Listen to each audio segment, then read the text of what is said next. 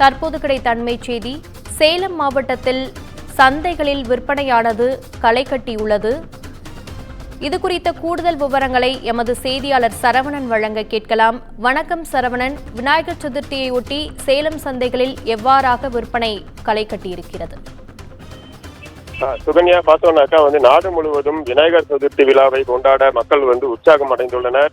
அதற்கான ஏற்பாடுகளை இன்றே செய்து வருகின்றனர்.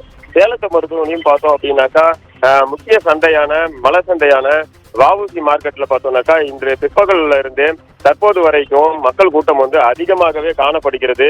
அதே போல அருகாமை பகுதியான கடை வீதி, இரண்டாவது அகரகாரம், முதல் அகரகாரம் ஆகிய பகுதிகளிலும் பார்த்தோம்னாக்கா பூஜை பொருட்கள், சிலைகள் வாங்குறதுக்கு மக்கள் ஆர்வம் காட்டியிருக்காங்க. அவங்கவுங்க விருப்பப்படி தனக்கு தேவையான பொருட்களை விலை கொடுத்து வாங்கி வராங்க.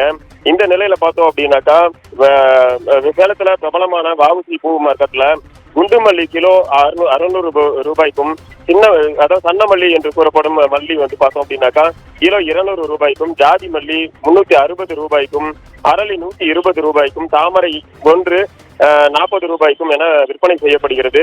இது நேற்றைய விலையை விட கிலோவிற்கு 50 100 ரூபாய் வரை அதிகமாக தான் விற்பனை செய்யப்பட்டாலும் கூட மக்கள் இதனை வாங்கி செல்வதில் ஆர்வம் காட்டி வருகின்றனர்.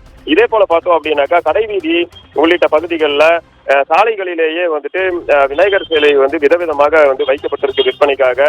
அந்த பகுதிகளிலும் மக்கள் ஆர்வம் செலுத்தி வராங்க. தனக்கு தேவையான, அதாவது எந்த வடிவமைப்பு அவர்களுக்கு பிடித்து இருக்கிறதோ அந்த வடிவமைப்பு சிலைகளை விலை கொடுத்து வாங்கி வராங்க.